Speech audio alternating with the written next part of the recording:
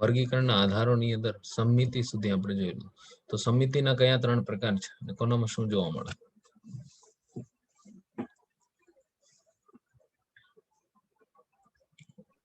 અસમિતિ, અરીય સમિતિ અને દ્વિપાર્શ્વ સમિતિ. ઓકે, ચાલો. અસમિતિ નો મતલબ શું થાય? ચોક્કસ ભાગ ઓકે, ચોક્કસ ભાગ આપણે પાડી શકતા નથી. અને અરીય સમિતિનો મતલબ શું થાય? તેના 2 સરખા ભાગ પાડી શકાય છે. મધ્ય અક્ષમાંથી વિભાજન કરતા સરખા જ ભાગ મળે. સરસ. મધ્ય અક્ષમાંથી આપણે તેને વિભાજન કરીએ છીએ તો સરખા જ ભાગ મળે છે. અને પછી દ્વિપાર્શ્વ, સરખા ઇન ધ સેન્સ તમે કોઈ પણ દિશામાંથી, જે રેખાને તમે પસાર કરો છો મધ્ય અક્ષમાંથી, પછી દિશા કોઈ પણ હોય મેટર નથી કરતું, મધ્ય અક્ષમાંથી પસાર થવું જોઈએ તો સરખા જ ભાગ મળે. દ્વિપાર્શ્વમાં શું છે કે મધ્ય અક્ષ પરથી વિભાજન કરતા 2 સરખા ભાગ મળે. મધ્ય અક્ષમાં પણ એક ચોક્કસ પોઈન્ટ થી એકદમ વચ્ચેથી ટૂંકમાં, પછી આડી લાઈન કરો તો આડી રેખા કરો તો ના ચાલે. જયારે અરીયમાં આડી રેખા કરો, ઊભી રેખા કરો, એમાં કોઈ ઇશ્યુ નથી, સરખા જ ભાગ મળશે. જયારે દ્વિપાર્શ્વની અંદર મધ્ય અક્ષમાંથી એકદમ શિરોલંબ લાઈન જ આપણે કરવી પડે, ઊભી લાઈન કરવી પડે તો સરખા ભાગ મળે છે. તો અગેન આપણે સિમેટ્રીના આધારે પણ વર્ગીકરણ કરીએ છીએ. ચાલો હવે નેક્સ્ટ આપણે આધાર છે, નેક્સ્ટ આધારને આપણે જોઈએ. મેં પેલો ચાર્ટ જે તમને કરાવેલો એની અંદર આપણે ઘણી ચર્ચા કરી. હવે આપણે જોઈએ છે ગર્ભસ્તર, દ્વિગર્ભસ્તરીય અને ત્રિગર્ભસ્તરીય. તો ગર્ભસ્તરના આધારે 2 પ્રકાર છે. અને આપણે પેલો ચાર્ટ જોયો એની અંદર પણ એ જોયું ને, યસ ઓર નો? દ્વિગર્ભસ્તરીયમાં કોણ? Yes sir.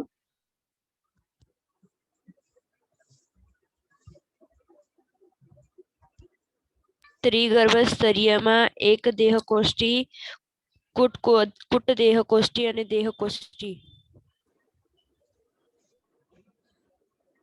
ત્રિગર્ભસ્તરીયમાં અદેહકોષ્ઠી આવશે, એક નહીં, અદેહકોષ્ઠી, કુટ દેહકોષ્ઠી અને દેહકોષ્ઠી, એવા આપણે જોયું. તો દેહકોષ્ઠીમાં નુપુરક થી લઈને બધા સસ્તન સુધી એ ચાલુ થઈ જાય, એ આપણે જોયું. અદેહકોષ્ઠી છે તો અદેહકોષ્ઠીની અંદર કોણ આવે? પૃથુકૃ. કુટ દેહકોષ્ઠીની અંદર કોણ આવે? સૂત્ર. તો આ ત્રિગર્ભસ્તરના પ્રકાર. પણ આપણે યુ મેટા ઝોને હજી 2 ના આધારે વિભાજિત કરીએ છીએ. કયા? દ્વિગર્ભસ્તરીય અને ત્રિગર્ભસ્તરીય.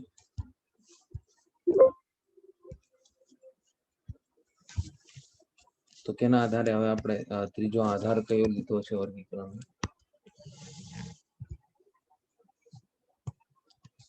ગર્ભસ્તર. તો ગર્ભસ્તર જે છે એના આધારે આપણે કેટલા ભાગની અંદર વિભાજિત કરીએ છીએ? તો દ્વિગર્ભસ્તરીય અને ત્રિગર્ભસ્તરીય. તો ગર્ભસ્તર છે શું? ગર્ભસ્તર ફલન બાદ યુગ્મનજ વિભાજન પામી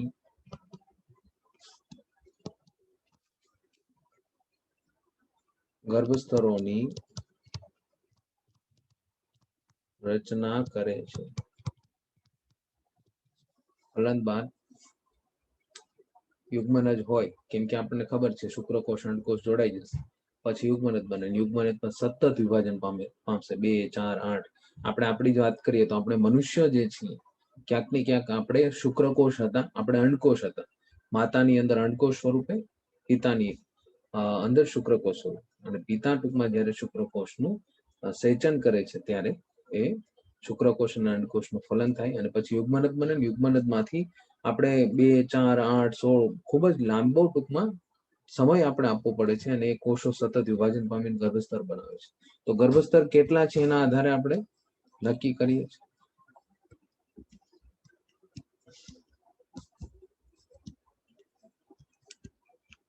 તો દ્વિગર્ભસ્તરી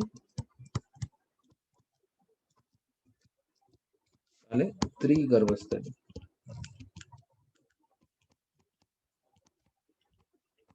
દ્વિગર્ભસ્તરીની અંદર કોણ આવશે બોલો?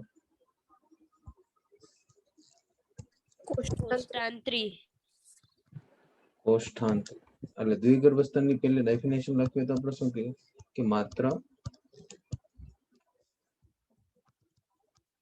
માત્ર બે જ ગર્ભસ્તરની હાજરી. અને આ બે એટલે કયા? તો પેલું અંતઃ ગર્ભસ્તર અને બીજું બાહ્ય ગર્ભસ્તર. આમાં ટૂંકમાં મધ્ય ગર્ભસ્તર હોતું નથી. તો આની અંદર ઉદાહરણ કોણ આવશે? કોષ્ઠાંતરી. હવે આની અંદર આપણે લખવું હોય ત્રિગર્ભસ્તરી તો આપણે શું કહી શકીએ બોલો? 3 ગર્ભસ્તર, અંતઃ, મધ્યસ્થ અને બાહ્ય. સરસ. અંતઃ, બીજું આખું લખજો હે તમે. અંતઃ ગર્ભસ્તર, બીજું મધ્ય ગર્ભસ્તર અને ત્રીજું બાહ્ય ગર્ભસ્તર. તો આ મધ્ય ગર્ભસ્તર જે છે આમાં વધારાનું છે. અને આ જ મધ્ય ગર્ભસ્તરને કારણે આમાં પછી દેહકોષ્ઠ બનવાના પણ ચાન્સીસ ખરા. ના પણ બને, ખોટો પણ બને અને બને પણ છે. તો અદેહકોષ્ઠી, ખોટો એટલે દેહકોષ્ઠી, અને બને પણ છે એટલે કે દેહકોષ્ઠી. તો એ પણ આપણે દેહકોષ્ઠના આધારે હવે પ્રકાર જોઈએ છે. તો આ કોષ્ઠાંતરીની અંદર બે ગર્ભસ્તર જ છે. આપણે એનસીઆરટી ની અંદર પણ આવીએ.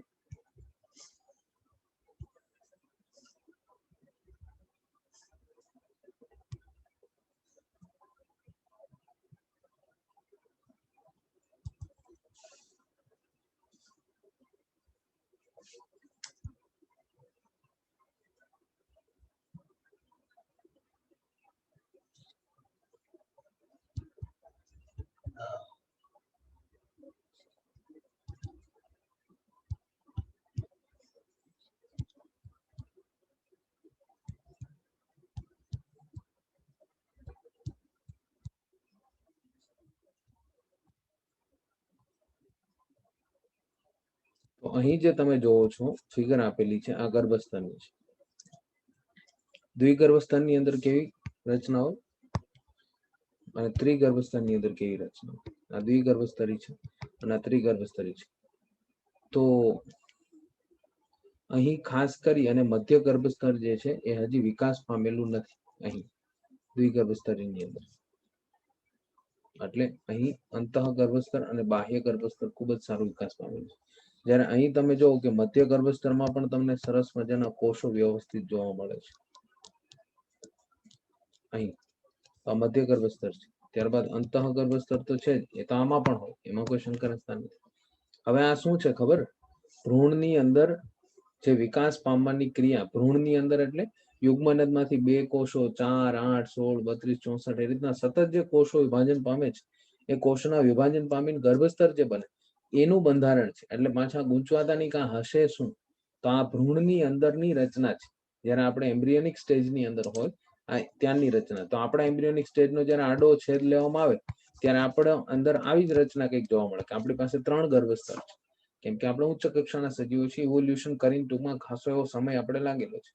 જ્યારે આ કોષ્ઠાંતરીની અંદર માત્ર 2 જ ગર્ભસ્તર હોય. અને સછિદ્રની વાત કરો તો એવું કંઈક આવે જ નહીં, ગર્ભસ્તરની કઈ વાત જ આવતી નથી તેની અંદર. તો અહીં દ્વિગર્ભસ્તર હજી એટલું બધું ભલે નોમેનક્લેચર આપેલું હોય ને એટલે એમ ના સમજતા કે અહીં તો મધ્ય ગર્ભસ્તર સર આપેલું છે, આપેલું નથી, એબસન્ટ જ હોય. પણ ટૂંકમાં એટલા માટે આપેલું છે ખબર પડે કે ભાઈ હજી વિકાસ સહેજ પણ એનો થયો નથી. જ્યારે અહીં તમે જુઓ તો કોષ એકદમ તમને સરસ મજાના વ્યવસ્થિત કોષો દેખાય છે. તો દ્વિગર્ભસ્તરીની અંદર આ અંતઃ અને બાહ્ય છે, જ્યારે ત્રિગર્ભસ્તરીની અંદર પેલું બાહ્ય અંતઃ અને આ લાલ કલરનું દેખાય છે રેડ કલર. ટૂંકમાં ઉપર બ્લુઇશ કલર છે બાહ્ય છે અને આ રેડિશ કલર છે મધ્ય છે અને અંદર બ્લેકિશ કલર છે એ અંતઃ ગર્ભસ્તર છે. તો આ ગર્ભસ્તરોનું કંઈક આ પ્રકારનું બંધારણ હોય. અને આ જ ગર્ભસ્તરમાંથી ભાઈ આપણે બધા બનીએ. હા, આ જ ગર્ભસ્તરમાંથી આપણી આંખના કોષો બને, આ જ ગર્ભસ્તરમાંથી આપણા હૃદયના કોષો બને, આ જ ગર્ભસ્તરમાંથી આપણા ફેફસા, જઠર, યકૃત, કિડની, આંતરડા આ જ ગર્ભસ્તરમાંથી બનતા હોય. હવે પ્રશ્ન એ થાય કે આ ગર્ભસ્તરમાંથી બને કેમ? તો આ જે ગર્ભસ્તરના દરેક કોષો છે ને એને સ્ટેમ કોષો કહેવાય. શું કહેવાય? શું કહેવાય આને? ગર્ભસ્તરના દરેક કોષોને સ્ટેમ કોષો. પેન Stem. કોષો. stem cells. ઇંગ્લિશમાં આપણે તેને કહીએ stem cells. And most of the scientists are doing research on these stem cells. Why they are doing research? શા માટે તેઓ આ રિસર્ચ કરી રહ્યા છે સ્ટેમ કોષો ઉપર? કેમ કે જ્યારે કોઈ પણ વ્યક્તિનું એક્સિડન્ટ થઈ જાય છે કે કોઈ પણ વ્યક્તિનું ઓર્ગન ફેલિયર થઈ જાય છે તો that particular person required that particular organ. હે ને? એ માણસને, એ ચોક્કસ માણસને ચોક્કસ ઓર્ગનની જરૂર પડે છે. કિડની ફેલિયર હોય તો કિડની જરૂર પડે, હાર્ટ ફેલિયર હોય તો હાર્ટની જરૂર પડે, ફેફસાના ફેલિયર હોય તો ફેફસાની જરૂર પડે. અને પછી it is compulsory to implant that organ. અને એ ઓર્ગન માર્કેટમાં મળે કે એવી કોઈ મેડિકલમાં બે ફેફસા આપો, એક હૃદય આપો, એક જઠર આપો, ના મળે. ડોક્ટરે ના, લિસ્ટ આપી એવું ના ના હોય ને? મળે. પ્રિસ્ક્રિપ્શનમાં ડોક્ટર દવા લખે ને, એવું ના લખે કે જાઓ લઈ આવો એક આંતરડું, બે આંખ, એક કાન, એવું કઈ મળે નહીં. તો એ બધું ક્યાંથી? આપણે ડોનર્સ પાસેથી લેવું પડે. ડોનર્સ ને પણ એક જ હોય ને કે ડોનર્સ આ પૈસાની દાન કરતા હોય તો એ માણસ પાસે બહુ બધા પૈસા હોય ને, પણ અંગનું દાન કરે તેની પાસે થોડા કઈ એક હૃદયની જગ્યાએ બે હૃદય, ચાલ ભાઈ એક તું લઈ જા, મોજ કર, બસ એવું હોય કોઈને? એમ કોઈ ડોનર્સ બને કે મારી પાસે 4 આંખ છે તું લઈ જા? ના. તો એવું ડોનર્સ ભલે આપણે કહીએ છીએ પણ એ તો ઘણા લોકો ટૂંકમાં એમ હોય કે ભાઈ હું મૃત્યુ પામીશ ત્યારે હું મારા અંગો દાન કરીશ, બાકી જીવતા તો એ બિચારાની જરૂર હોય ને. હવે એને આંખોની જરૂર, એ કે થોડું બીજાને આપી દેશે? સમજો છો? ચાલ ભાઈ તું લઈ જા, તું. હવે એ આંખો આપી દેશે તે શું કરશે? એની પાસે એવું તો છે નહીં કે ચાલ ભાઈ મારી પાસે 2 ચોપડા છે, એક તું રાખી લે, તો એમાં વાંધો નહીં આવે, તો અંગ છે ને. તો why scientists are doing research on these stem cells and very seriously and very fast they are doing research? શા માટે એટલા ગંભીર થઈને એટલા સ્પીડમાં રિસર્ચ કરે છે? કેમ કે આ સ્ટેમ કોષો પાસે it has capability to develop a new organ. આ સ્ટેમ કોષો પાસે ક્ષમતા છે નવા અંગો બનાવવાની. એટલે શું કરે? એ ભ્રૂણીય અવસ્થામાં છે ને ભ્રૂણને બહાર કાઢી લે, એના એક સ્ટેમ કોષને ઓબ્ઝર્વ કરે, અને ઓબ્ઝર્વ કરીને દરેક સ્ટેમ કોષને એક અંદાજા મુજબ એ બહાર કાઢે, એની સ્ટડી મુજબ, અને પછી એનું કલ્ચર કરે ને એમાંથી નવા અંગોનું ડેવલપમેન્ટ કરે. પણ હજી રિસર્ચમાં વિષય છે આ, એવું નથી કે ભાઈ થઈ ગયું છે. આમાં રિસર્ચ થાય છે અને થવાના ચાન્સીસ છે કે સ્ટેમ કોષને બહાર કાઢે, સ્ટેમ કોષ આઈડેન્ટિફાઈ થઈ જાય કે પર્ટિક્યુલર આ જે સ્ટેમ કોષ પડેલો છે એ ફેફસાનો છે. જો કે દ્વિગર્ભસ્તરીમાં તો એ હોય જ નહીં, ત્રિગર્ભસ્તરીમાં જ હોય. ઉદાહરણ તરીકે અંતઃગર્ભસ્તર જે છે એમાંથી આંતરડું બનવાનું છે, આ કોષમાંથી અહીં આ નંબરનો કોષ પડેલો છે, એમાંથી આંતરડું બનવાનું છે આ જગ્યાએ. તો એ કોષને બહાર કાઢી લેશે અને એનું પછી કલ્ચર કરશે, ગ્રો કરશે, તો એમાંથી ડેફિનેટલી આંતરડું જ બનશે, બીજું કંઈ બનશે નહીં. સમય જતા 2-5 વર્ષે, 10 વર્ષે એમાંથી સતત વિભાજન થઈ, એમાં પણ પાછું એને એ કોષને જે આપણે ફેસિલિટીઝ આપવી પડે. એવું નહીં કે ચાલો એ કોષને ચોખા ખવડાવી દીધા, ઘઉં ખવડાવી દીધા એટલે આંતરડું બની જશે. એની અલગ આખી મેથડ આવે ને, તો એમાં જ ટૂંકમાં રિસર્ચ ચાલે છે. એટલે શું બનાવી કાઢે? આંતરડું થઈ જાય. તો સાયન્ટિસ્ટ લોકો આમાં જ એટલા માટે રિસર્ચ કરે છે. તો ગર્ભસ્તરની મહત્વતા સમજાણી કે ગર્ભસ્તર નું ઇમ્પોર્ટન્સ શું છે, આ ગર્ભસ્તર છે શું? Is that clear or not? હા સર. ઘણી વખત તો આપણે આ થિયરી સમજી લઈએ ને કે ગર્ભસ્તર, પછી વિદ્યાર્થીને પૂછે કે શું ગર્ભસ્તર, તો એ ગર્ભસ્તર સર હે ને, ગર્ભસ્તર એટલે શું? તો કે ગર્ભસ્તર. પેલું ઇંગ્લિશમાં કહે ને કે વોટ ઇઝ પરપેન્ડિક્યુલર લાઈન, તો શું જવાબ દેવાનો? કાટખૂણાની લાઈન આવે કે વોટ ઇઝ પરપેન્ડિક્યુલર લાઈન, તો ઇંગ્લિશમાં શું જવાબ દેવાનો? The line which is perpendicular. સમજ પડી? આન્સર કેવો થયો? સ્માર્ટ આન્સર થયો ને. ઇંગ્લિશમાં આપણે વિચ ઇઝ લગાડીએ ને, વિચ ઇઝ એટલે આગળની વસ્તુને જોડતું હોય, કે જે આપણે કે ભાઈ પરપેન્ડિક્યુલર લાઈન એટલે શું? તો કે એવી લાઈન કે જે પરપેન્ડિક્યુલર છે, એ જ થયું ને. પણ એ તો ખોટું થયું ને, તમારે ડિટેલમાં કેવું પડે, સમજો છો? ચાલો, તો ગર્ભસ્તર ને આપણે વાત કરી. ગર્ભસ્તરની અંદર કોષ્ઠાંતરી અને ત્યારબાદના પછા આ પૃથુકૃમિથી લઈને બધા કેવા છીએ? ત્રિગર્ભસ્તરી છે.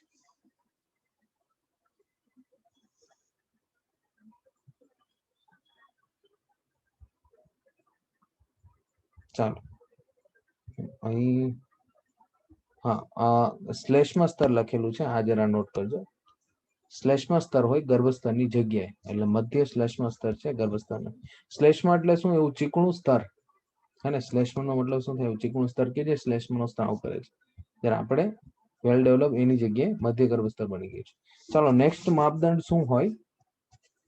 દેહકોષ્ઠ. તો આપણે ચોથું વર્ગીકરણનો આધાર કોને કહી શકીએ? દેહકોષ્ઠ. હવે અગેન પ્રશ્ન એ થાય કે આ દેહકોષ્ઠ એટલે શું?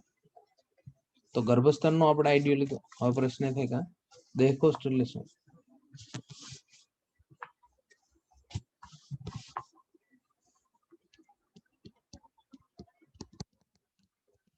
દેહકોષ્ઠ એટલે શું? તો કે ભાઈ શરીર અને પાચન નળી વચ્ચે અવકાશ હોય, અવકાશ ની હાજરી.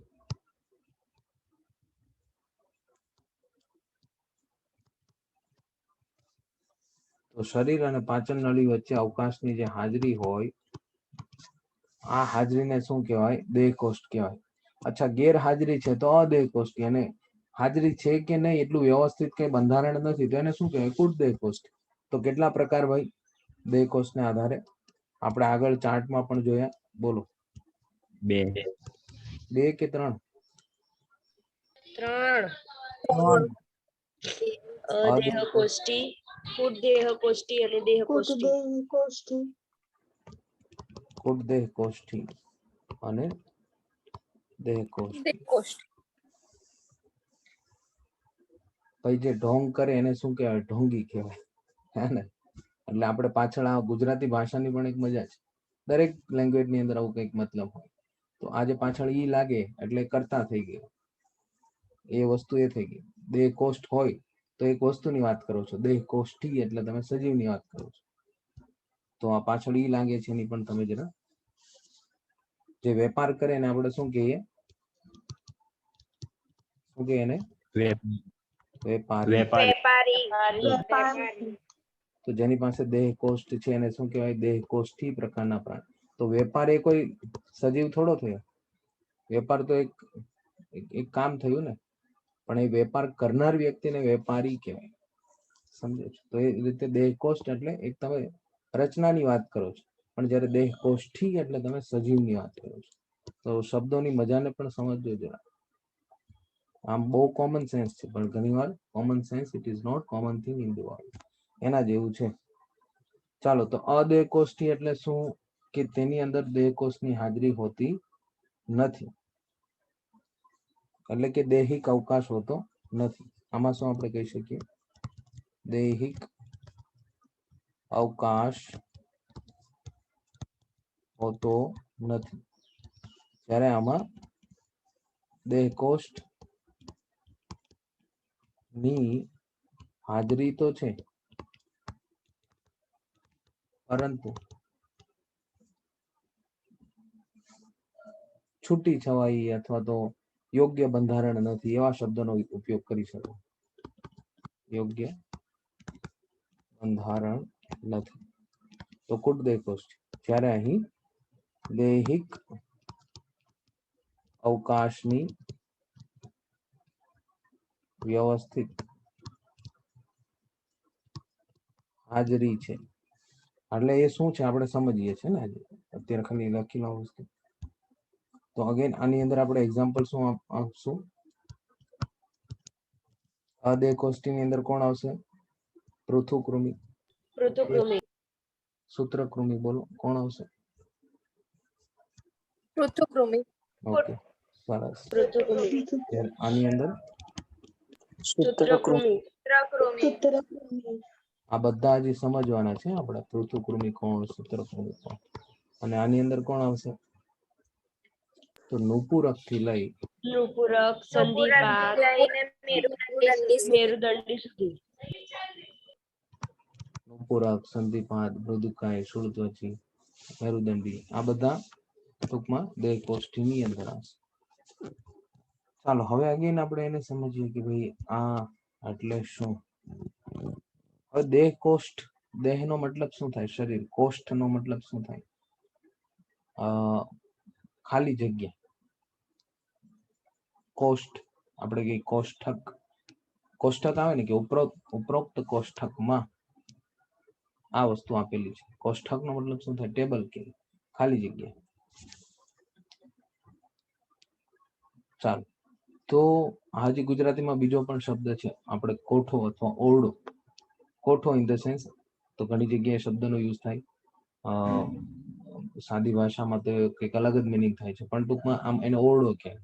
તો કોષ્ટ એટલે ખાલી જગ્યા, દેહ એટલે શરીર, શરીરની અંદર જે ખાલી જગ્યા છે તે. હવે અદેહ કોષ્ઠી એટલે એની અંદર તમે જોવો આ અદેહ કોષ્ઠી છે. હવે તમને એમ થાય સર અહીં તો ખાલી જગ્યા છે, કેવી વાત કરો છો? પણ એ આપણે નથી જોવા. ગર્ભસ્તર વચ્ચે જે જગ્યા હોય એ ખાલી જગ્યાની આપણે વાત કરીએ. હવે તમે જુઓ કે આ જે સૂત્રકૃમિ છે એ ત્રિગર્ભસ્તરી છે કે નહીં? Yes or no? છે છે. છે હા એટલે સર તમે છે. ડેવલપમેન્ટ જો ધીમે ધીમે તમે જે આ ગ્રોથ થાય છે, ગ્રોથ ને જો કે આ સૂત્રકૃમિ જે છે ભાઈ, આ સૂત્રકૃમિ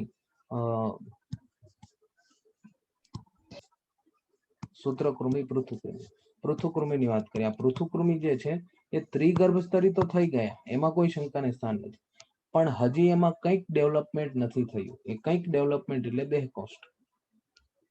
હવે આ કોષ્ઠાંતરી જે છે દ્વિગર્ભસ્તરી તો થઈ ગયા, પણ એમાં 3 ગર્ભસ્તર નથી. તો ધીમે ધીમે બધું ડેવલપમેન્ટ થતું જાય છે. એટલે એનો અર્થ એ નથી કે આ બધા પાછા આવે છે જ નહીં.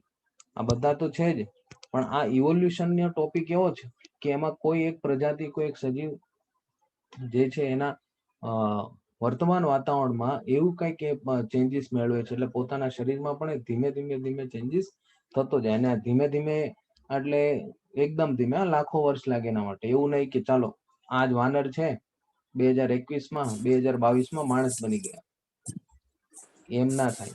તો આ ધીમે ધીમે બધું ડેવલપમેન્ટ થતું. ખૂબ જ લાંબી અને ખૂબ જ ધીમી પ્રક્રિયા છે કે જેનું ઓબ્ઝર્વેશન પણ કરવું મુશ્કેલ છે. તમે તેનું અવલોકન પણ ના કરી શકો. હવે આ નખનું એક્ઝામ્પલ તમે લો, નખ વધે છે ચોક્કસ વાત છે કે નહીં? કે કોઈ ઉપરથી આવીને ચોટાડી હા જાય? વધે છે. નહીં, ચોક્કસ વાત છે. આપણા હેર નો ગ્રો થાય છે, એ પણ ચોક્કસ વાત છે. પણ શું તમે દેખાશે ખરો કે ખૂબ જ ધીમે ગ્રો થાય? મને દેખાય છે. દેખાય આપણને? ના, નહીં દેખાય. ના તો ઉત્ક્રાંતિ પણ કંઈક એવી જ વસ્તુ છે કે કોઈ પ્રજાતિમાં કંઈક નવી ઉત્ક્રાંતિ આવશે એટલે એક નવી પ્રજાતિ બનશે, એક નવી જાતિ બનશે. આપણે મનુષ્યનો પણ ઇતિહાસ એવો જ છે કે આપણે આપણા પૂર્વજોથી છૂટા પડી ગયા એટલે એક અલગ, ટૂંકમાં આપણો ઉત્ક્રાંતિનો વાદ આપણો ચાલુ થઈ ગયો. એક અલગ દિશામાં આપણું ડેવલપમેન્ટ ચાલુ થઈ ગયું. બાકી આપણે તમે વાનરને આપણે જો તો ખૂબ જ નજીકના સંબંધીઓ છે આપણે. તમે પાછા એમ નહીં કહેતા સર એ તો તમારા સંબંધી હશે, અમારા નથી.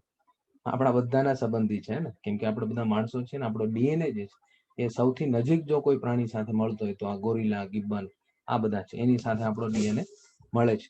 વાઘ અને દીપડા સાથે એટલો ના મળતો હોય જેટલો ડીએનએ આ ગોરીલા, ગિબ્બન સાથે મળતો. એનો અર્થ એ થાય કે ક્યાંક ને ક્યાંક આપણે બધા એક પૂર્વજોમાંથી છૂટા પડેલા છે. તો ધીમે ધીમે ડેવલપમેન્ટ થતું જાય છે. ત્રિગર્ભસ્તર તો થઈ ગયા ભાઈ, પણ હજી આમાં દેહકોષ્ઠ વ્યવસ્થિત નથી. તો આ દેહકોષ્ઠી છે. હવે દેહકોષ્ઠ એટલે શું? જો અહીં તમે જોઈ શકો કે આ 3 ગર્ભસ્તર છે. આ બાહ્ય, આ રેડિશ છે મધ્ય, અને આ બ્લેકિશ છે કેવું છે? અંતઃ. પણ આ એકય ગર્ભસ્તર વચ્ચે તમને જગ્યા દેખાય છે? ના ના સર. ના ઓકે, આ છે એને ઓબ્ઝર્વ નથી કરવાનું. ગર્ભસ્તર વચ્ચેની જગ્યા હોય તો સાચું કહેવાય.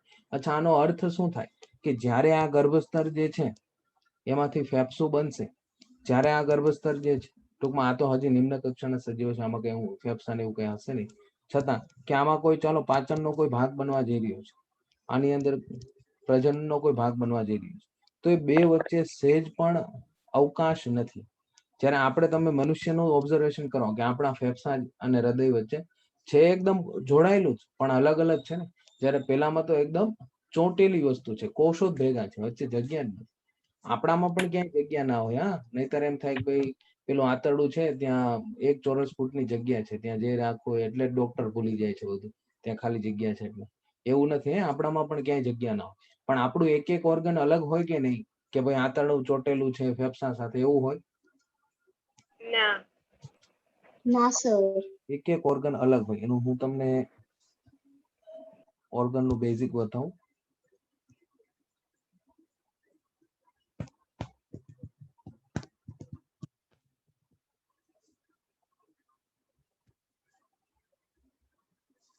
તો આપણે આ બધા અંગો છે આપણા, હે ને? તો આ તમે જોઈ શકો કે આ આપણું જઠર છે. તો આના ઉપર આ દેખાય છે ને? હા સર દેખાય છે. આ લીવર છે, યકૃત. આ ફેફસા છે, આ હૃદય છે. સમજો છો? તો આ બધા અંગો, આ આંતરડું છે. તો આ બધા અંગો અલગ અલગ હે ને? એવું નહીં કે એકબીજા સાથે ચોંટેલા છે. અને વચ્ચે એમાં તમને સ્પેસ પણ જોવા મળે છે, જગ્યા પણ. એટલે જગ્યા એટલે એવું ના હોય કે 1 ચોરસ ફૂટની, માઇનોર એવો હોય જે તમે જોઈ પણ ના શકો. એટલે બે અંગો ભેગા થઈ જાય. હવે ઘણાને તો ઉદાહરણ તરીકે મેદસ્વીતાનો એટલો પ્રોબ્લેમ હોય તો આખું પેટ એટલું આગળ નીકળી ગયું હોય કે ક્યાંય જગ્યા જ ના હોય. જોકે જે પાતળા માણસ હોય એને પણ જગ્યા ના હોય. અવકાશ એની વાત થાય છે કે બંને વચ્ચે ક્યાંક તો ટૂંકમાં માઇનોર એવો ગેપ છે. ગેપ ઇન ધ સેન્સ ચોંટેલા નથી, ચીપકેલા નથી.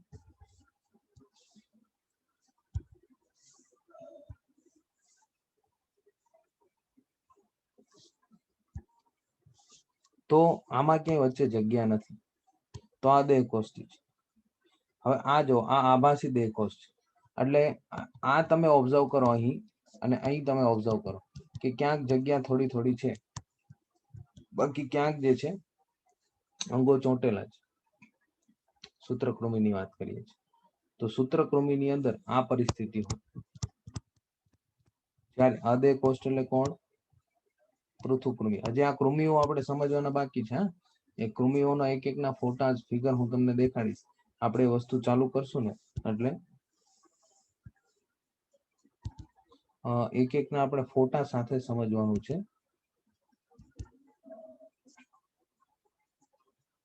એક એક પ્રાણીઓના, કે જેથી કરીને આપણે વ્યવસ્થિત ટોપિકને સમજી શકીએ.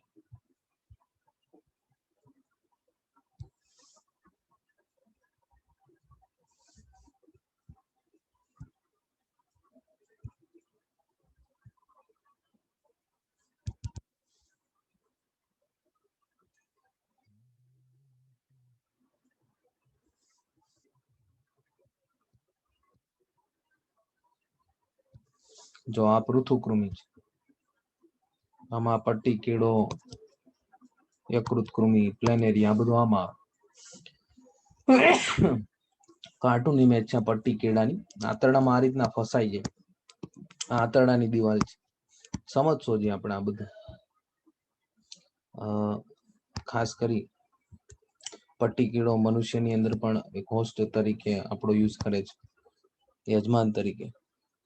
તો ખૂબ જ લાંબો હોય. જો પટ્ટી પેલા ટૂંકમાં બહુ પ્રોબ્લેમ જોવા મળતા. યકૃત કૃમિ જો 5નો સિક્કો, નાનો સિક્કો ટૂંકમાં મૂકેલો, 5નો ને તો નાનો સિક્કો છે એટલે સાઈઝ તમને ખબર પડે કે આની સાઈઝ કેવી. ઓરિજિનલ યકૃત કૃમિ છે. તો આ બધા કૃમિઓ, આ પણ કૃમિ છે. એસ્કેલમેન્થિસ રાઉન્ડ વર્મ જેને કે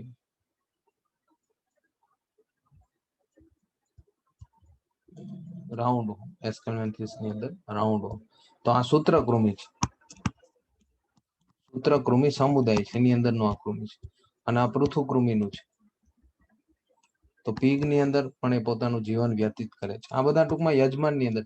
કેમ કે પાચન આ લોકોનું શું છે, પાચન કઈ પ્રોપર હોય નહીં. પૃથુકૃમિની અંદર પાચન માર્ગ તમે જોવો ને એ વ્યવસ્થિત ના હોય. એટલે આપણે પૃથુકૃમિની અંદર અંગ સ્તરીય આયોજન છે. હજી અંગ તંત્ર નથી બનેલું. અંગ સ્તરીય એમાં કઈ પાચન તંત્ર મુખ થી લઈને મળદ્વાર એવું કઈ નહીં હોય. મુખ ને મળદ્વાર બધું એક જ એના માટે. તો આપણા માટે આને સ્વીકારવું કેટલું અઘરું થઈ જાય. કે તો કેવું કે મુખ અને મળદ્વાર એક જ. તો આપણા માટે આ સ્વીકારવું ખૂબ જ અઘરી વસ્તુ. અને પેલા તો માનવા પણ ના કે આ તો બધું ખોટું લખેલું છે બુક ની અંદર. પણ એવું નથી. આપણે સજીવો જે રીતના આપણો મનુષ્ય જીવન વ્યતીત કરીએ છીએ, તો બાકીના બધા સજીવો એ રીતના વ્યતીત કરે એવું જરૂરી નથી, હે ને? હવે તમે એવું માનશો કે તમે 6 મહિના સુધી સુતારો, એક વખત તમે ખાઈ લો બહુ બધું, એક મસ્ત ઘરે પ્રોગ્રામ થાય. શા માટે? ભાઈ 6 મહિના સુધી સુવા જાય છે. તો તો ઇઝ ઇટ પોસિબલ? આપણા કેસમાં શક્ય છે ખરું? 6 મહિના તમે એક બહુ બધું ખાઈ લો, પછી 6 મહિના સુધી સુતા રહો. એસ્ટિમેશન, હાઇબરનેશન. ના ના સર. ના. ના સર. પણ પોલાર બિયર એટલે ધ્રુવીય ભાલુ જેને આપણે કહીએ, એ આ કરે, મગર આ કરે, દેડકાઓ ગ્રીષ્મ નિંદ્રામાં જાય, આ શીત નિંદ્રામાં જાય, એસ્ટિવેશન હાઇબરનેશન જેને ઇંગ્લિશમાં કહેવાય. 6 મહિના સુધી વિચાર કરો. ઘણી મછલીઓ એવી છે કે 6 પાણી સહેજ પણ ના હોય, એકદમ પેલા ગારાની અંદર માટીની અંદર ચોટી ગઈ હોય, 6 મહિના સુધી માત્ર ઊંઘે જ. હવે તમે આપણો વિચાર કરો કે આજ ઉદાહરણ તરીકે જાન્યુઆરીમાં ઊંઘ લઈ લીધી કે ચાલો ઉનાળો છે તો ઉનાળો આખો વિતાઈ દેવો છે, શિયાળો છે શિયાળો. આ પોલાર બિયર એવું કરે હે ને, એ શિયાળાની ઋતુમાં સુઈ જાય. આ દેડકા ને આપણે અહીં બધા જે મગરને જોવા મળે છે ગ્રીષ્મ નિંદ્રા કરે, એટલે કે ઉનાળામાં સુઈ જાય, એ સમય વ્યતીત કરવા માટે, કેમ કે ત્યારે એટલું ખાવાનું હોય નહીં. અને મગરનો જે નોર્મલ હાર્ટનો રેટ છે ને, એ આપણા જેટલો ઓલમોસ્ટ હોય, 60-65 જેટલો, આપણો 72-75 જેવો હોય. મગરનો 60-65 જેટલો હોય હૃદયના સ્પંદનનો દર. જ્યારે નિંદ્રામાં જાય છે ને ત્યારે 2 થઈ જાય છે. 1 મિનિટમાં એનું હૃદય માત્ર કેટલી વખત ધબકે? બોલો, કેટલી વખત ધબકે છે? 2 બે વખત. 2 વખત.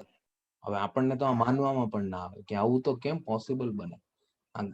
શીત નિંદ્રામાં જાય એની સાથે પણ આ ભાલુ પણ બહુ બધું ખાઈ લે ટૂંકમાં, પેલા બહુ બધું, એટલે જેટલું અવેલેબલ હોય એટલું. હવે એ કાંઈ ફ્રીજમાં સ્ટોર કરીને તો રાખે નહીં, જેટલું અવેલેબલ છે એટલું ખાઈ લે અને પછી સુવા જતું રહે. અને 6 મહિના સુધી સતત સુવે. તો ઘણી એવી વસ્તુ છે કે જે આપણે જાણતા નથી, આપણે કરી પણ ના શકીએ, તો બાકીના પ્રાણીઓ એમ જીવન વ્યતીત કરે છે. જ્યારે આપણા કેસમાં તો ઇમ્પોસિબલ છે. આ ઊંટ છે મહિના સુધી પાણી ના પીવે, બોલો, તો પણ એને વાંધો ના આવે. જ્યારે આપણાથી એવું થાય? ના સર. ના સર. આપણે ખાસ કરી ઇસ્લામની અંદર રોજા હોય, હિન્દુઇઝમની અંદર વ્રત હોય. વ્રતના પણ 2 પ્રકાર હોય. એક નકોરડા વ્રત હોય, ગુજરાતીમાં જેને નકોરડા વ્રત કહેવાય. નકોરડા વ્રતનો મતલબ શું થાય કે આપણે પાણી પણ નહીં પીવાનું. જ્યારે જે રોજાનો કોન્સેપ્ટ છે એની અંદર તો પાણી પીવાનું જ ના હોય. હવે એ 14 કલાક સુધી, આપણે 15 કલાક સુધીનો ટાઈમ હોય, પણ જો 24 કલાક સુધી કોઈ પાણી પણ ના પીવે ને ભાઈ, તો માણસ મરી જાય, ડિહાઇડ્રેશન થઈ જાય કમ્પ્લીટલી. એનો દરેક સેલ જે છે પાણી કરતો હોય, દરેક કોષ એનો પાણી કરતો હોય. And without water life is not possible. Life can not survive without water. Water is first necessary for the life, for the living organism. તો સમજો છો, આપણે એ ના કરી શકીએ, ઊંટ કરી શકે છે. એની પાસે એનો જે કિડનીના સુધીનો જે બંધારણ છે નેફ્રોન, એટલે કે ઉત્સર્ગ એકમ, એ જે આપણે સમજ 17મું ચેપ્ટર એનું જ ઉત્સર્જનનું મનુષ્યની અંદર, ત્યારે ઉત્સર્ગ એકમનું આપણે બંધારણ સમજશું. તો ઉત્સર્ગ એકમ સુધી ટૂંકમાં એટલું ડિઝાઇન થયેલું છે જબરદસ્ત એનું શરીરનું બંધારણ, કે 1 મહિના સુધી પણ પાણી ના પીવે તો ચાલશે.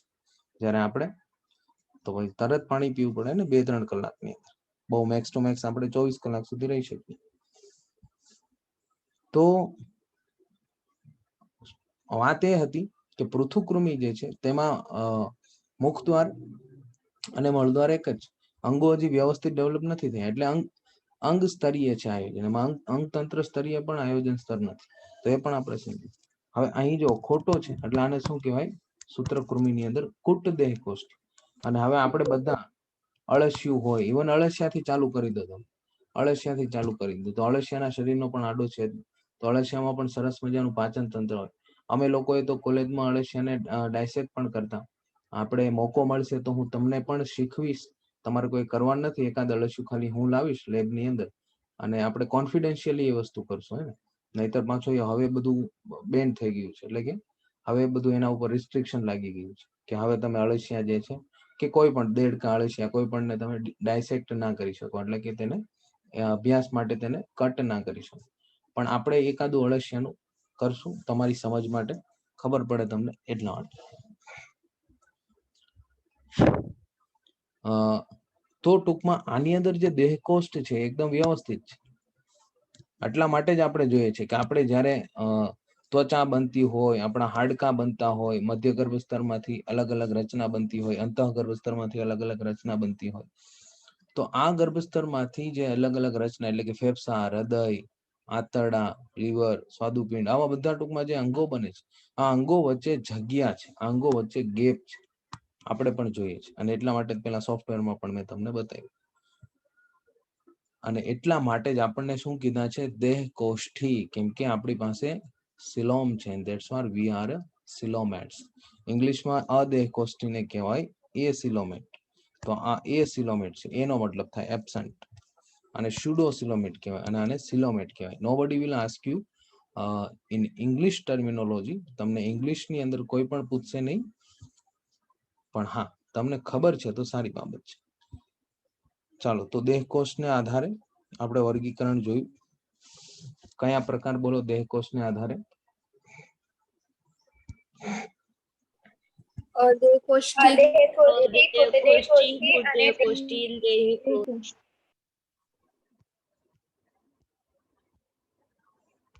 અદેહકોષ્ઠી કુટદેહકોષ્ઠી અને દેહકોષ્ઠી કોણ એક્સપ્લેન કરશે ત્રણેય વસ્તુને બોલો who will explain all these three types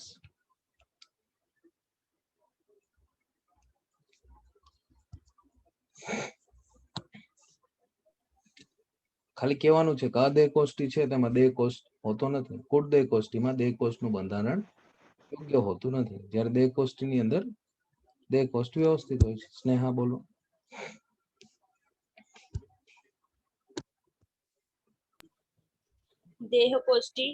દેહકોષ્ઠના 3 પ્રકાર છે અદેહકોષ્ઠી કુટદેહકોષ્ઠી અને દેહકોષ્ઠી નહીં નહીં અદેહકોષ્ઠીમાં નહીં દૈહિક દેહકોષ્ઠના અવકાશ હોતું નથી દેહકોષ્ઠના 3 પ્રકાર છે એવું નથી દેહકોષ્ઠની હાજરી ગેરહાજરીને આધારે 3 પ્રકાર છે કન્ટિન્યુ બોલો હું લખી લઉં છું અદેહકોષ્ઠીમાં દૈહિક અવકાશ હોતું નથી આમાં ઉદાહરણ તરીકે પૃથુકૃમિ આવે છે અને કુટદેહકોષ્ઠીમાં દેહકોષ્ઠની હાજરીતા છે પરંતુ યોગ્ય બંધારણ એમાં હોતું નથી એના ઉદાહરણમાં સૂત્રકૃમિ આવે છે અને દેહકોષ્ઠીમાં દૈહિક અવકાશની વ્યવસ્થા હાજરી હોય છે અને આમાં ઉદાહરણ તરીકે નુપુરોક્થી લઈ મેરુદંડી નુપુરકથી મેરુદંડી સુધી ચાલો હવે નેક્સ્ટ પ્રકાર આપણે કયું માપદંડ લેશું તો ખંડતા છે તો 5મો પ્રકાર કયો છે ખંડતા એટલે શરીર ખંડોની અંદર વિભાજન પામેલું છે કે કેમ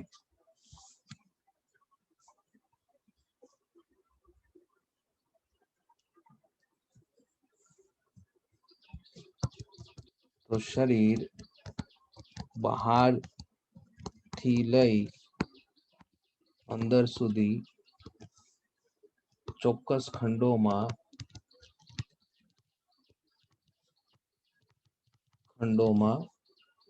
વિભાજન પામેલું એટલે તો એને ખંડતા કીધું છે ખંડતા અને ચોક્કસ વ્યવસ્થિત વિભાજન પામેલું હોય તો તેને આપણે સમખંડી ખંડતા કહીએ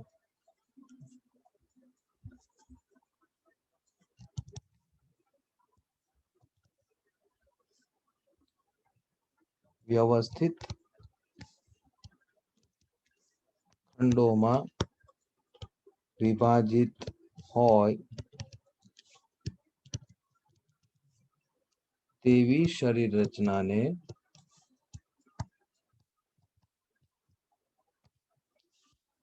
શું કહેવાય સમખંડી ખંડતા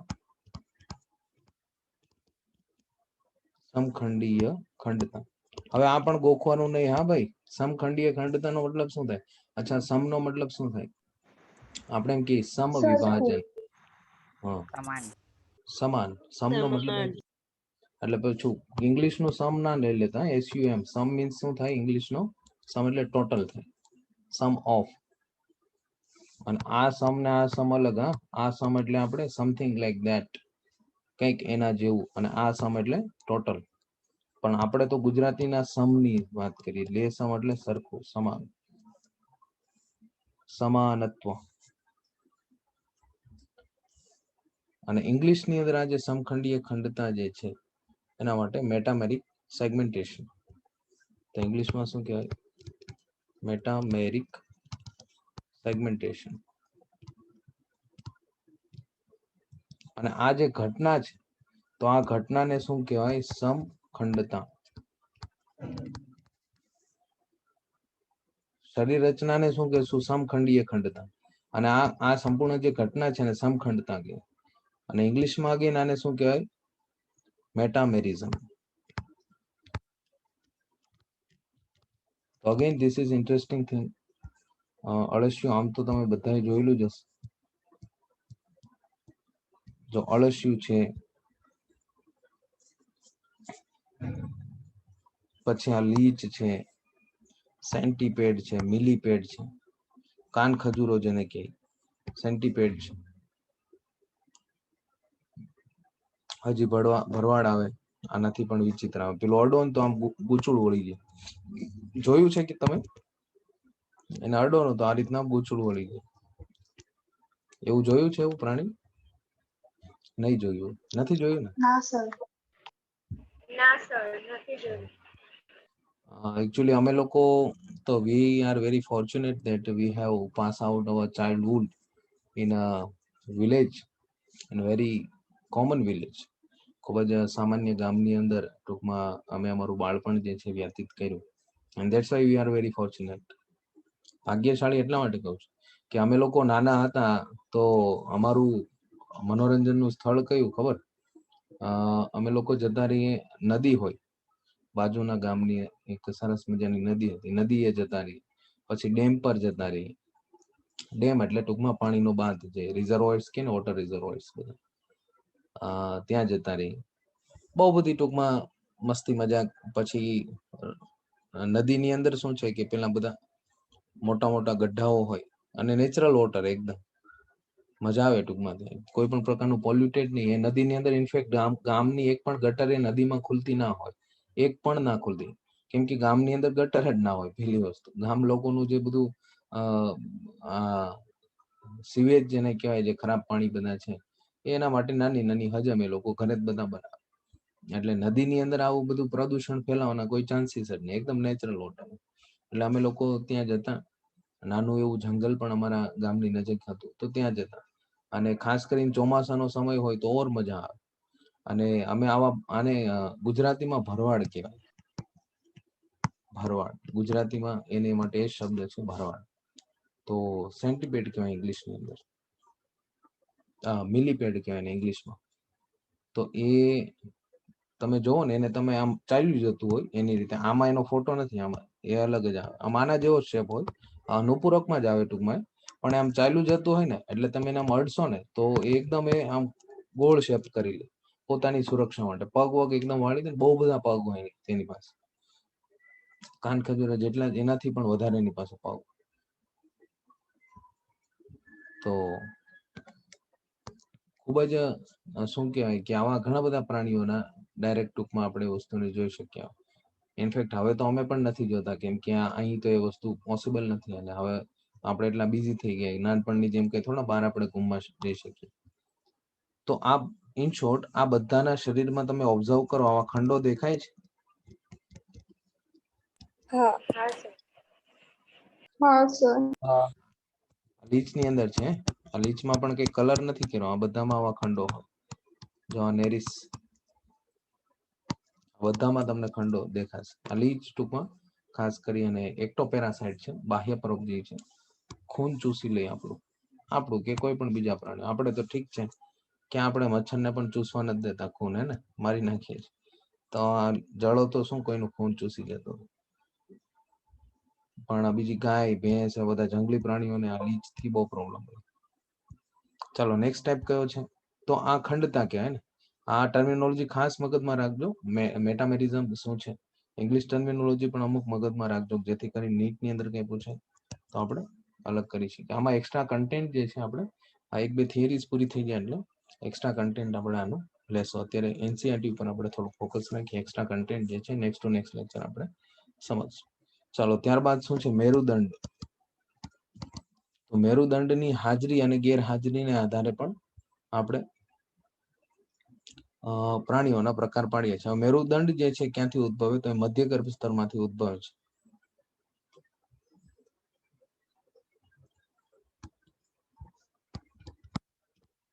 મધ્ય ગર્ભ સ્તરમાંથી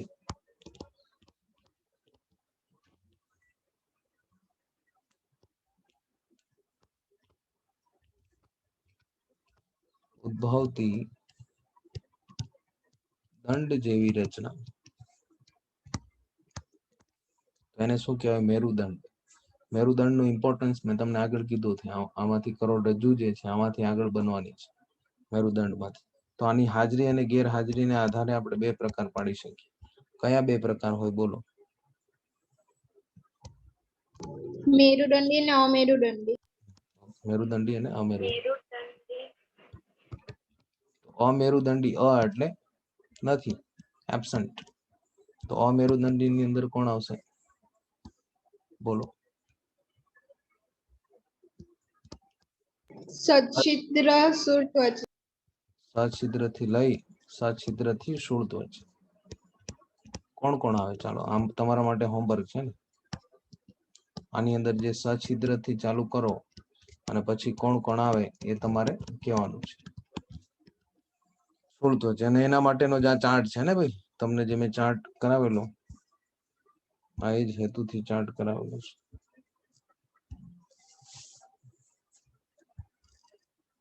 તો સછિદ્ર, કોષ્ઠાંતરી, પૃથુકૃમિ, સૂત્રકૃમિ નું ઉપરક સંધિપાદ મુક્ત કઈ શોધો છે? તો આ બધા અમેરુદંડી. તો આ બધા જે છે ઉપરને અમેરુદંડી છે. હવે આ બધા મેરુદંડી. તો જ્યારે મેરુદંડી ની વાત કરીએ તો પેલી મછલી હોય કે પછી સિંહ, વાઘ, દીપડો કે વેલ કોઈ પણ હોય કે સાપ હોય, આ બધા આપણી કેટેગરીમાં આવે કે નહીં? હા આવે. તો આવે. તો what are you talking about? It is important. What you have parameters. તમારી પાસે માપદંડો શું છે તો એના આધારે તમે નક્કી કરી શકો, નિર્ણય કરી શકો. નહીં, મેરુદંડી તો આપણને ખબર જ છે. મેરુદંડી ની અંદર કયા કયા સજીવો આવે છે? તો મેરુદંડી ની અંદર શીર્ષ મેરુદંડી થી ક્યાં સુધી છે? સસ્તન સુધી. તો શીર્ષ મેરુદંડી થી લઈ સસ્તન સુધી તમારા લોકોએ આનું હોમવર્ક મને આપવાનું છે. આવતીકાલે દેખાડશો તમે મને હોમવર્ક. શું સમજ પડી ને? શું કરશો? અહીં વચ્ચે વચ્ચે કોણ આવે એ કહેવાનું છે ને, અને અહીં પણ વચ્ચે વચ્ચે કોણ આવે એ કહેવાનું છે. ક્લિયર? અને આ લખાઈ ગયું છે ક્લાસ વર્ક આજનું?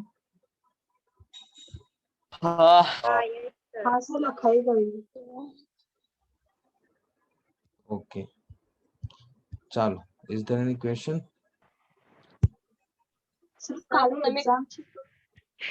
ના ના, એ એકચ્યુઅલી 12મા વાળાની છે. આપણે ઓફલાઈન એક્ઝામિનેશન એ રીતે લઈએ છીએ. એની મીટિંગ હું તમારી પણ લઈશ, પછી જ આપણે એક્ઝામ લઈશું. એકચ્યુઅલી મેડમે બાય મિસ્ટેક આપણા 11th ના ગ્રુપમાં મૂકી દીધેલું. એક્ઝામ જે છે આપણે એ રીતના લઈએ છીએ કે 100 માર્ક્સની એક્ઝામ હોય. ખાસ કરી નીટની, આ લોકોની નીટની એક્ઝામ છે 720 માર્ક્સની. તો પેપર આપણે આપી દઈએ વાલીને. એક્ઝેક્ટ 2-3 કલાક પહેલા પેપર લઈ જાય આપણી પાસે. પછી વિદ્યાર્થીને એટલે કે તમને લોકોને ત્યારે જ પેપર આપવાનું કે જ્યારે સમય થાય. તો ઉદાહરણ તરીકે 1 થી 4 વાગ્યા હોય તો ત્યારે એક્ઝામ આપણે સેટ કરેલી છે. તો 4 વાગે પછી વાલી પેપર લઈ લે, પોતાના લોકરમાં મૂકી દે, પછી નેક્સ્ટ ડે આવી અને અમને જમા કરે. તો એ રીતના આપણે 1 મહિનામાં 1 થી 2 પરીક્ષા એવી લઈએ છીએ. તમારી પણ આપણે લેશું, પણ જુલાઈથી લેશું. જુલાઈના કોઈ દિવસથી આપણે ચાલુ કરશું. ઓકે? હા સર. હા સર. સર હા. સર આપણે રેફરન્સ બુક માટે 9ની કે કઈ લઈએ? રેફરન્સ બુક માટે હું ખરેડ પ્રિફર કરું છું. એ આપણે લેશું. એની ઝેરોક્સ કોપી આપણે લેવાની છે બધા લોકોએ. કેટલા લોકો જે છે એનું હું કાલે અથવા સોમ મંગળ 2-4 દિવસની અંદર લિસ્ટ લઈ લઈશ. એટલે તમારે લોકોએ એમાં નામ લખવાનું છે. અને લગભગ એ ઝેરોક્સ કોપી 250-300 જેવા એટલા રકમની પડશે. એટલે હું ચેક કરી લઈશ, કેમ કે લાસ્ટ યર મેં બાળકોને એ જ આપેલી હતી. પણ પેલા આપણે તમારા નામ લઈ લેશું કેટલા લોકોને લેવાની છે. આમ તો બાયોલોજીના બધા જ વિદ્યાર્થીઓ માટે ફરજિયાત છે. અને આપણે બેટા ટ્યુશનની ફીઝની અંદર કોઈ સ્ટેશનરી ફી ઇન્ક્લુડ કરતા નથી. એને કે નહીતર શું છે મોટા ભાગના માણસો સ્ટેશનરી ફી 5000 એવી ઇન્ક્લુડ કરતા હોય છે, પણ આપણે કરતા નથી. એટલે આ 2-3 બુકો જે તમને આપીએ છીએ, બાકી પેલી ટેક્સ્ટ બુક તો ફ્રી ઓફ કોસ્ટ જ મળશે, પણ આ જે ઝેરોક્સ આપણે આપીએ છીએ તો ઝેરોક્સ વાળો હોય છે એ જે ચાર્જ લે એ આપણે તમારી પાસેથી લઈ લઈએ છીએ. એમાં આપણે વચ્ચે કોઈ પણ પ્રકારનું માર્જિન એમાં રાખતા નથી. ક્લિયર? તો એ હું શનિવારે ચાલો ને કાલે જ તમને ફોન આવી જશે કે સર કેટલા લોકો કરાવવા ઈચ્છે છે. હા બોલો કશિશ. સર પહેલા ચેપ્ટરની એકચ્યુઅલી મારી પાસે નીટની પીડીએફ નથી. તમે બહુ પહેલા મોકલી હતી ને એ. હા એકચ્યુઅલી હું એ તો બુક મને આપીશ ને, મોકલશો? એમાં આવી જશે. છતાં હું મને પર્સનલ મેસેજ કરી દેજો, હું મોકલી આપીશ. પણ હું હા પેલી હા બુક આપીશ ને એમાં આવી જ જશે બધું. Okay okay thank you. સારું ચાલો, તો C you in the next lecture. હા એક મિનિટ બેટા, આવતીકાલનો આપણો બાયોલોજીનો લેક્ચર નહીં હોય હે ને, મારે સેટરડે થોડું વર્ક છે એટલા માટે, એક બે સ્કૂલની અંદર. એટલે આવતીકાલનો આપણો આ જે લેક્ચર છે ને, આજે કેટલા વાગ્યાનો, 2:30 થી 3:30 નો, એ લેક્ચર આપણો હશે નહીં. સારું થયું યાદ આવી ગયું, આમ તો હું ગ્રુપમાં ઇન્ફોર્મ કરી જ દે. તો તમારે લોકોએ શું કરવાનું છે, આ જેટલું ચેપ્ટર ચાલેલું છે એનું રિવિઝન ખાસ વ્યવસ્થિત કરી લેવાનું છે. એટલે જેટલું ચાલેલું છે આ અને આગળનું ફર્સ્ટ નંબરનું અને આ ચેપ્ટર, આમાંથી હું તમને સોમવારે પ્રશ્ન કરીશ. તમને બધાને બધી વસ્તુ ખબર હોવી જોઈએ. Is that clear? Yes sir. Okay sir sir. Yes, sir. સારું ચાલો, તો C you in the next lecture.